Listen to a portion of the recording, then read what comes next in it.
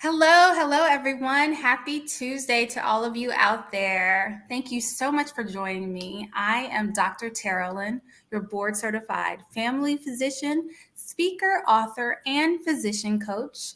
I help busy physicians find fulfillment in their careers again.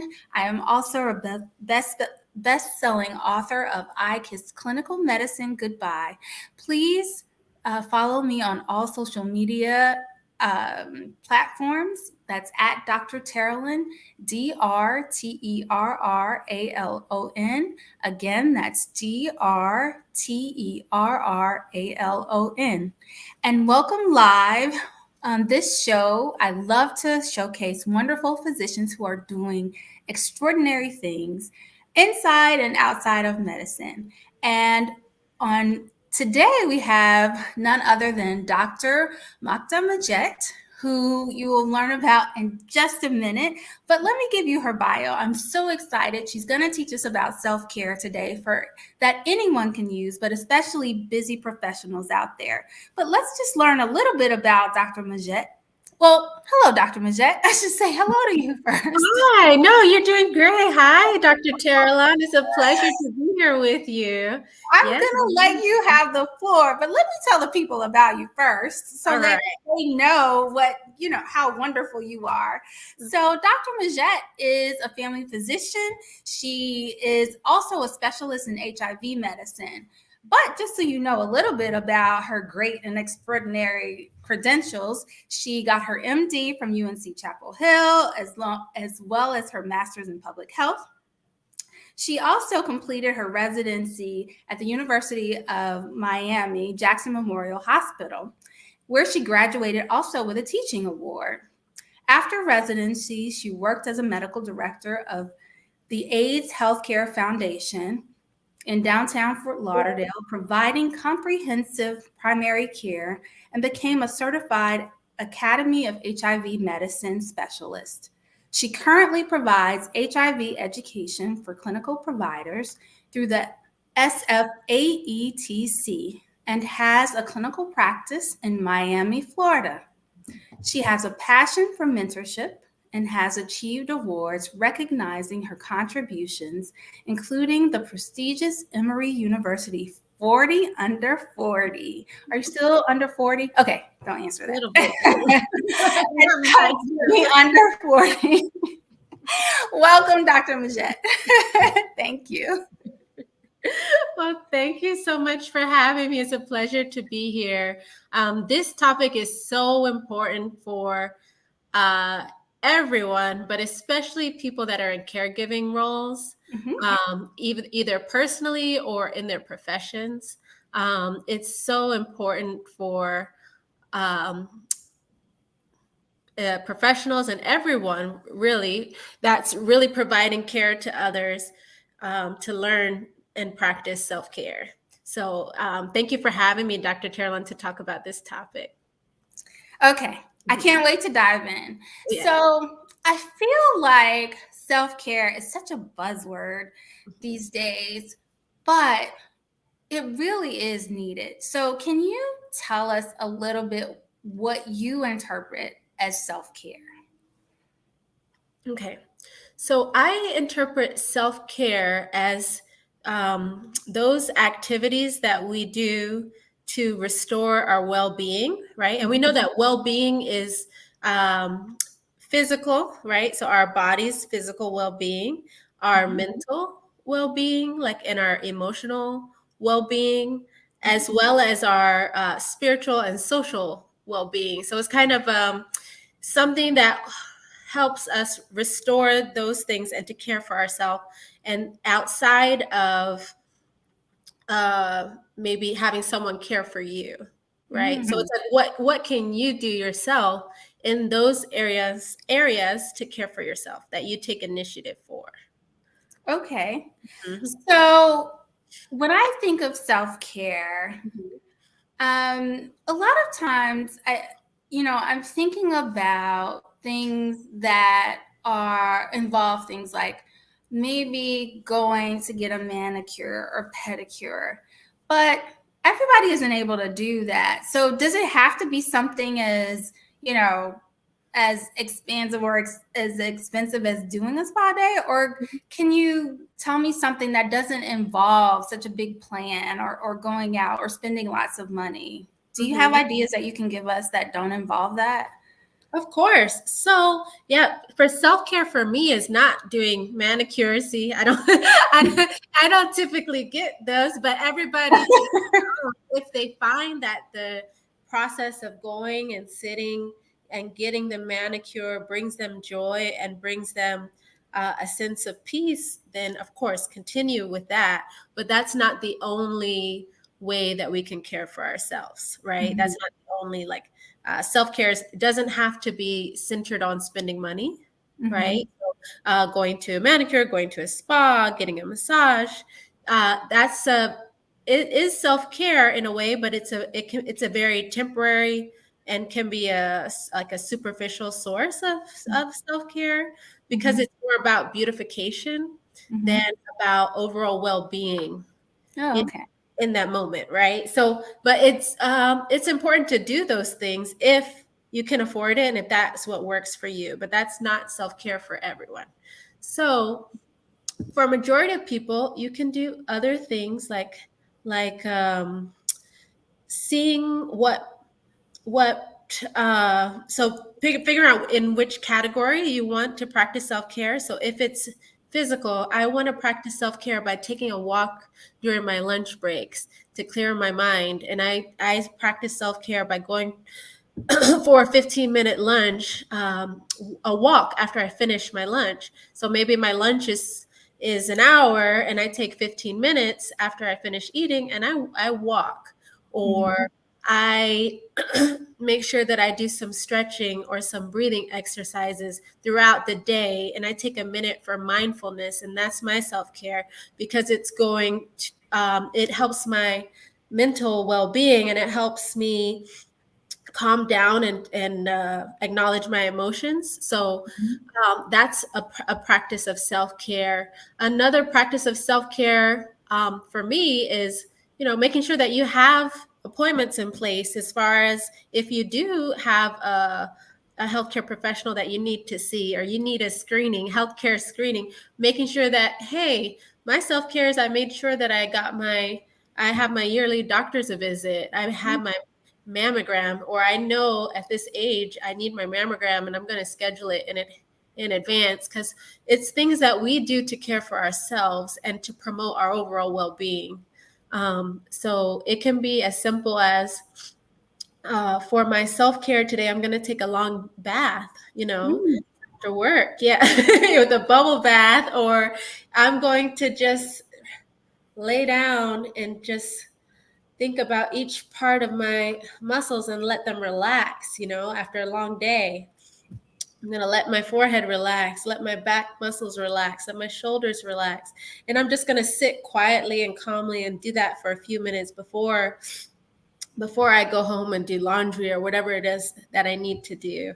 It's that you're taking that time for yourself to really focus on what can I do to help my overall well-being, to improve the way I feel overall, that's not detrimental to my health, right? It's not that I'm not going out and overeating or doing something or smoking, or doing something harmful that we sometimes do as coping mechanisms.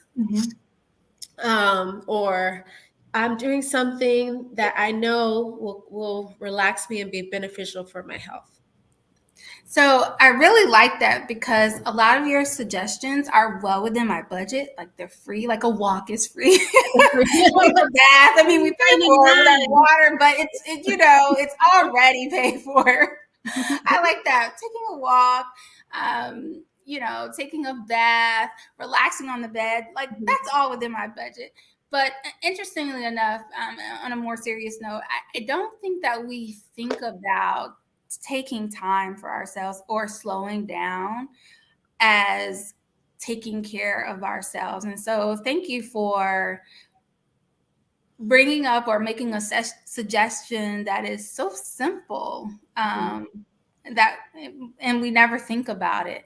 I also like the fact that you brought up making our yearly exam or appointments for our yearly exams. It's maintenance, but it is care for ourselves. And I don't think I've ever thought about it as true self-care, but it is. It And is. yeah. And I actually think that since not I think, but I know because the numbers have shown this, a lot of us have actually gotten out of the habit. We've fallen off with keeping up with our yearly exams, even with our children, where we've gotten out of the schedule of making vaccines. But for ourselves, for those of us who need mammograms, we haven't kept up with our mammograms. We haven't kept up with our yearly physicals. We haven't kept up with our own vaccines. And so you're right. We haven't really taken care of ourselves. So thank you for bringing that up. Now, I'm interested in your practice. How do you incorporate self-care while you're taking care of your patients? How do you infuse these ideals into your patients while you're doing the necessary things that you have to do when they come to see you?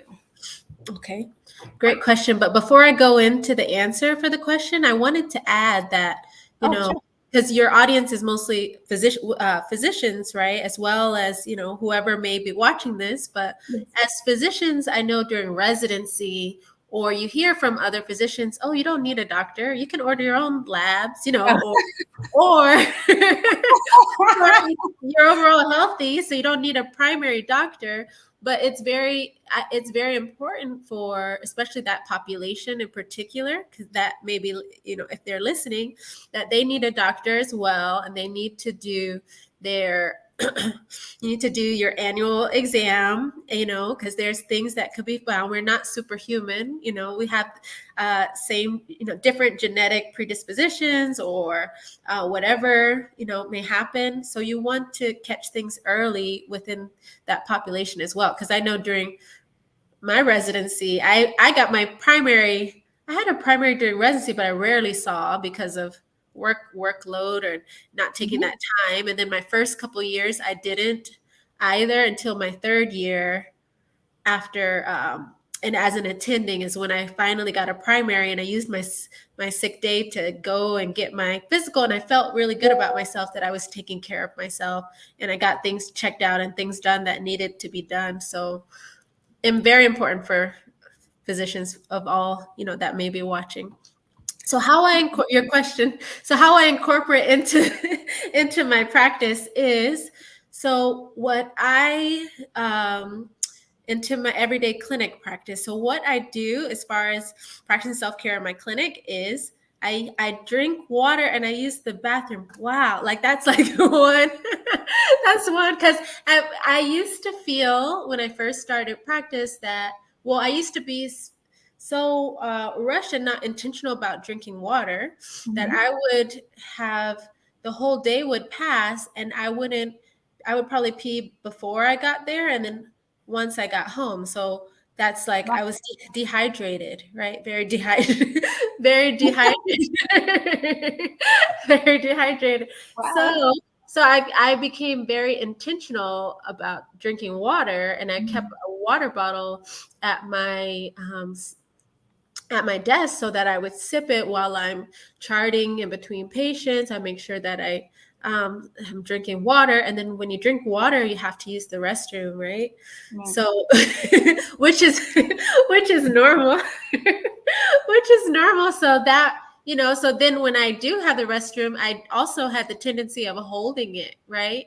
Because you feel that, well, I'm not a surgeon, but certain professions, you do have to hold it in clinic, depending on what you may be doing in the moment. But I'm a normal clinical practice. So if I spend like 2 minutes to go to the restroom and go back, it's not a big hindrance on the exam day or on my patients. So I do that. So I would, it's very basic, but we have to go back to the basics, going to sleep, getting enough sleep, drinking water, things that you were supposed to, things that your parents told you when you're a kid, but just remembering like, look, now it's my time to parent myself. I'm going to make sure that I'm drinking my water. I'm using the restroom when I need to. I'm not holding it for a prolonged period of time. Like if I need to go, I'll just excuse myself, go, and then come back. I'll listen to my body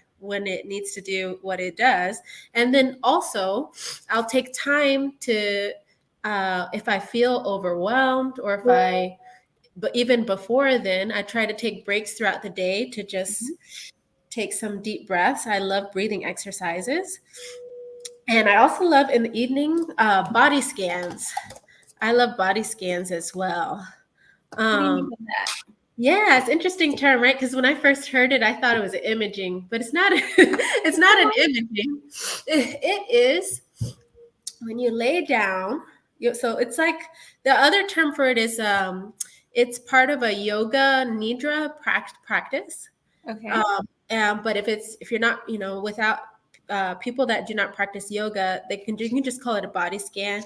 So you close your eyes, and I usually do this. I've been doing this since medical school. Usually when it's time to go to like before bed. So especially if there's an exam coming up, and you feel like you just need to quiet your thoughts, because I'm thinking like, oh, what might be on the exam, or what I may think about for the next day.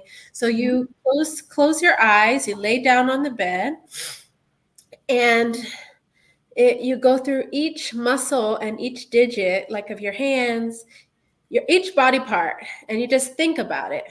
So you're thinking about, oh, my thumb. You feel your thumb, I'm gonna do this with you. and you let each body part relax. Are we going to do a demonstration? Should I? I'm gonna do it with you. At least I'm gonna try. Go ahead. Well, it's a little bit harder to do a full body scan on the phone because usually you're laying down, but you go through each. We can go through some. So let's go through like we'll go from the hands to the face. Yeah. Excuse me. Okay. So sit there, everybody, with your eyes closed. Okay. And I want you to think about your right thumb. Feel your thumb and let it relax. Think about your right pointer finger.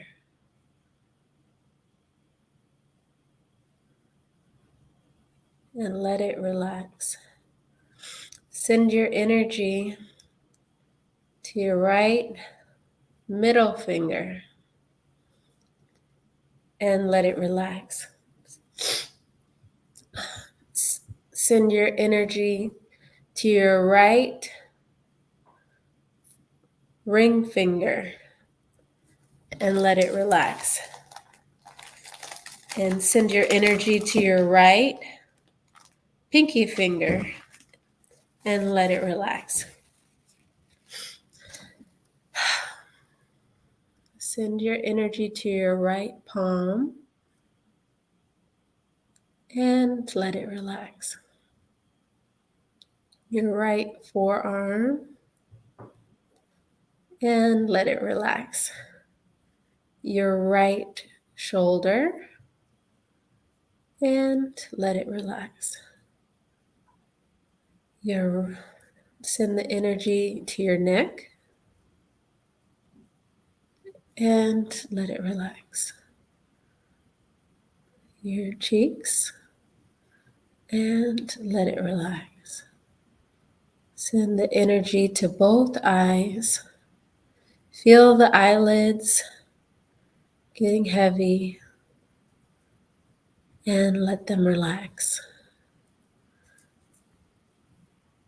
And feel the energy in your left hand and let it relax. Okay. Feel the energy in all the digits of both hands and let them relax. Feel the energy in both forearms and let them relax. and in both shoulders, and let them relax. Feel the energy in all of your body and let it relax. If there's any area of your body that you feel tension, I want you to focus your mind there and let it relax. Okay. You can open your eyes. But that's how that goes. Like I'm not certified to do that or anything like that, but I enjoy doing those body scans. So it's really helpful before bed to just kind of quiet your mind and to think about your body and relaxing the muscles. It's used in a lot of different practices. It's used some psychologists also use it for PTSD. Like there's a helpful resource. It's the iRest program, and that's a program that they use. That yoga nidra practice. There's a book as well, and it's used to just kind of relax and to help people that may be having trouble staying in the present moment. Yeah, so Thank you.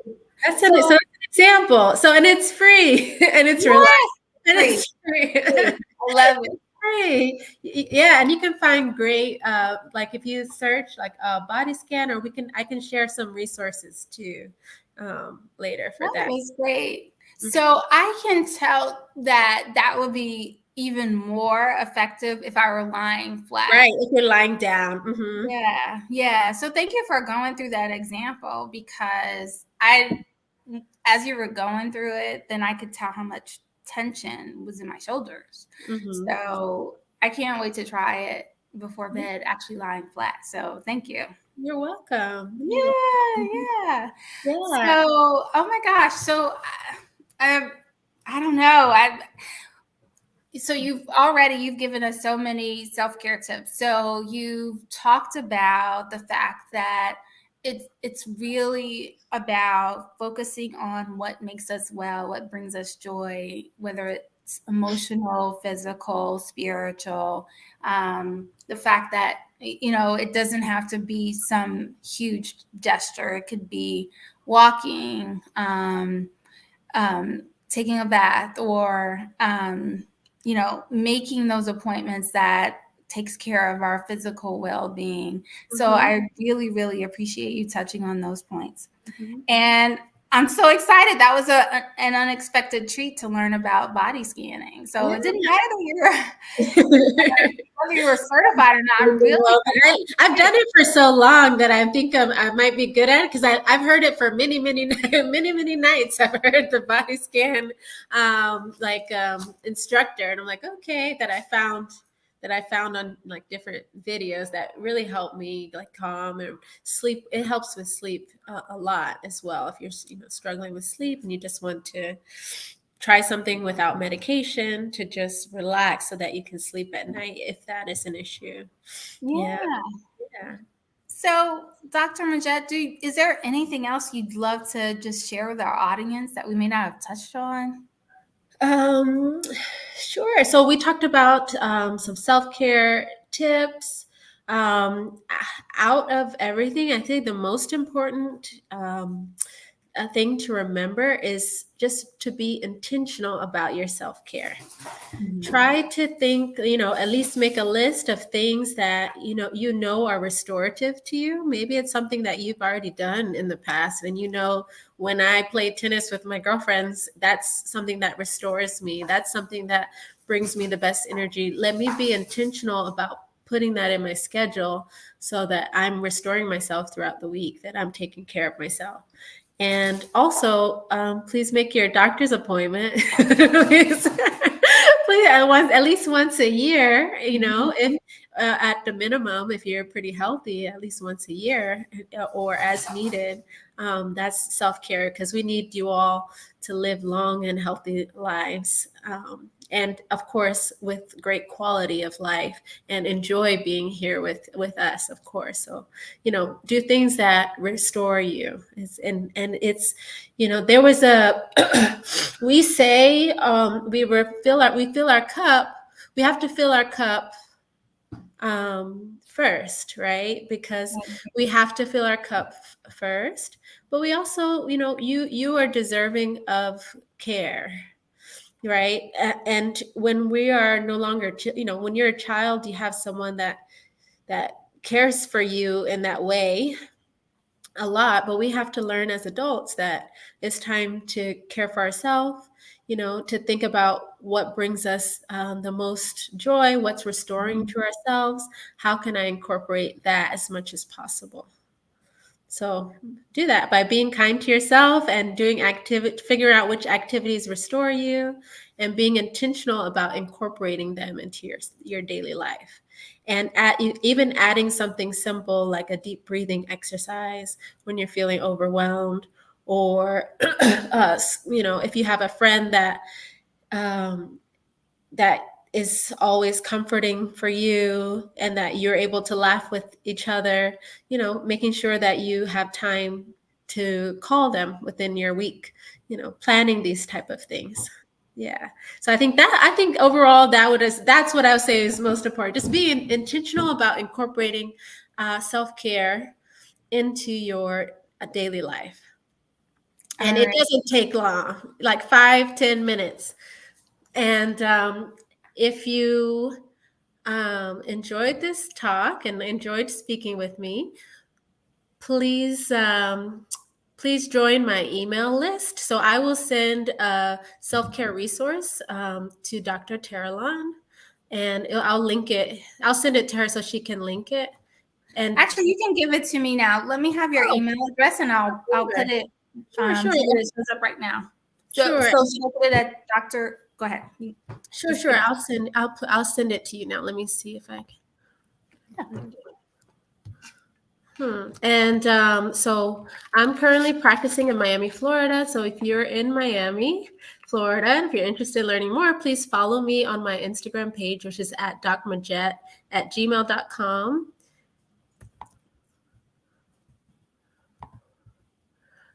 You could also email me at the same docmajette@gmail.com. And yes. And if you're interested in this talk, I talk about joy and self-care. Those are my main topic areas if you're interested in this talk. So I just put your email on the screen. Awesome. Thank you. And did we get any questions or anything from the... Not yet. Okay. Mm-hmm. But I put your email on the screen. And perfect. Thank you. And there was one other, how can they get your email list again? Did it come to me? Sure. Well, they can just email me there. I was going to send I have a self-care handout, but I can't find it right now, but I was going to, let me see if I can find it. Yeah, I have a self-care 5 steps self-care handout, which has mostly the things that we talked about. So so that they can remember. Let's see. My phone is dead, so I'll add it to the comments of this chat. No problem. I'm showing both on YouTube and Facebook the at Doc Majette. docmajette@gmail.com. And I'll keep it. That's DOCMAJETTE@gmail.com. Thank you so much, Dr. Terralon. What self-care things have you, are your go-to? What would you say your go-tos are? So I am so glad you brought up just making sure I make my own appointments and be intentional about water. And be intentional about getting outside. So get to do during the day, getting outside just for a few minutes. Especially now that it's the days are longer, getting some of that great vitamin D from the sun. I love being outside. So during the day, I just love sunlight. So that actually revives me. So thank you for that reminder. Yeah, it does. It does make a huge difference. And we do forget, that's Mhm. very common. We have so many things to do, or you just kind of don't feel like getting up and or getting outside during your lunch break, or you feel that, oh no, let me just finish this one more email or this one more Yes. thing. And then next thing you know, you don't have time. But being intentional about, okay, I'm going to dedicate this time for myself before I get back into my other obligations. Yeah. Yes. It's a nice reset. So, Dr. Majette, I can't thank you enough for all of your self-care tips, for the new tip on body scanning. Yay! I can't wait to do that. Yeah. Yeah. So, and don't forget, guys, Dr. Majette is in Miami. That's a great place to be. Yeah. Now that I think about it, that's a You great, can It's very sunny here. So that's a great place for self-care. yeah. So if you're there, check her out. Don't forget to email her for self-care tips. And also, don't forget to, if you are interested, especially if you are a physician, you can also go to Amazon and get IKISS Clinical Medicine Goodbye. This is a guide for physicians who are just considering changing careers. Just, it's not encouraging you to leave medicine. You can still be a physician. You can leave the clinic, but stay in healthcare. That is all it's about. So just some tips if you are considering changing careers within medicine. So again, you can still be a great doctor in a non-clinical setting and stay in healthcare. So look for me, Dr. Terrelyn. You can look for my book on Amazon. And again, follow me on all of the socials at Dr. Terrelyn. That's DrTerralon. And you can join me again next week. And I believe we will be talking with how natural medicine and naturopathy can positively affect mental health. So join me next week. Thank you guys. We always appreciate your time. Bye. Bye. Thank you.